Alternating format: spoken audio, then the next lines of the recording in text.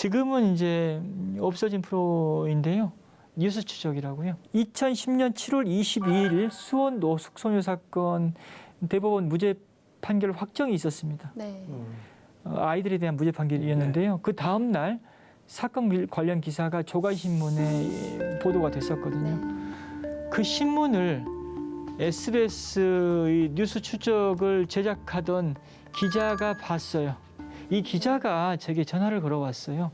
약촌오구리 사건이라는 게 있다는 거예요. 10년 동안 오락에 옥살이한 청년이 최근에 출소했다. 그 청년의 사건을 이 프로그램을 통해서 다시 한번 다뤄보고 싶은데, 공론화하고 싶은데 재심을 함께 진행해 보는 것 어떠냐라는 그런 제안이 있었습니다. 저는 그때까지 약촌오구리 사건을 전혀 몰랐었어요.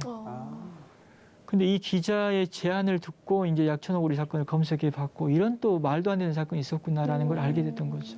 근데 이 억울하게 옥살이한 채군이 설득이 안 된다는 거예요. 설득이 쉽지 않다. 왜냐하면 이 약촌오구리 사건은 진범이 따로 있다는 사실이 이 청년이 복역하던 중에 밝혀졌었거든요. 근데 그 진범이 자백까지 했었음에도 불구하고 진범을 풀어준 사건이지 않습니까? 이 청년 입장에서는 세상을 믿을 수 있었겠어요. 재심을 돕겠다는 그런 제안조차도 그렇게 가식적으로 느낄 수도 있겠다. 그렇게 뭐 진지하게 받아들일 수 없는 상황이었겠죠. 그래서 함께 설득하러 가보자라고 했었고, 그 이 기자와 함께 전주에 내려갔었습니다. 이 전주 버스터미널 앞 다방에서 이제 최군을 만났고요. 최군을 만난 자리에서 이 재심이 가능하다. 내가 도와주겠다라고 했었습니다. 근데 사실 그때만 해도 제가 재심 법리도 몰랐었어요. 근데 재심이 가능하다라고 했던 거죠. 왜 그런 얘기를 했었냐면은 최군이 설득이 되어야지 이 뉴스 추적이라는 프로그램에 방송이 될 것이고, 방송이 되어야지 사건 변호인으로 제가 이 지상파 방송을 탈 것 아닙니까? 속된 표현으로. 그렇죠. 그런 욕심이 컸던 거예요. 너무 솔직하네요. 너무 좋습니다. 그 불행에 대한 어떤 배려라기보다는 그 불행에 대한 이용이었던 거죠.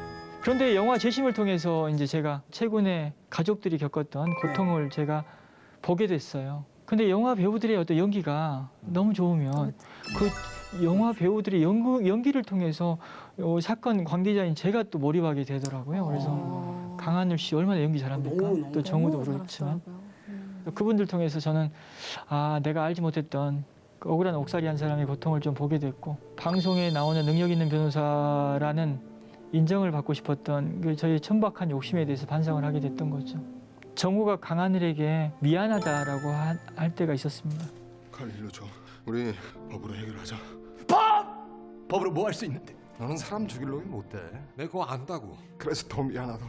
그러니까 나한테 한 번만 기회를 줘라. 세상 사람들한테 말해줄게. 너 살인범 만든 건 우리라고. 우리들이 조현우한테 사과를 해야 된다고. 저도 제 욕심에 대한 반성도 하게 됐고, 또 최군에게 전화 걸어가지고 이런저런 얘기를 하면서 좀 미안하다는 얘기도 했었습니다.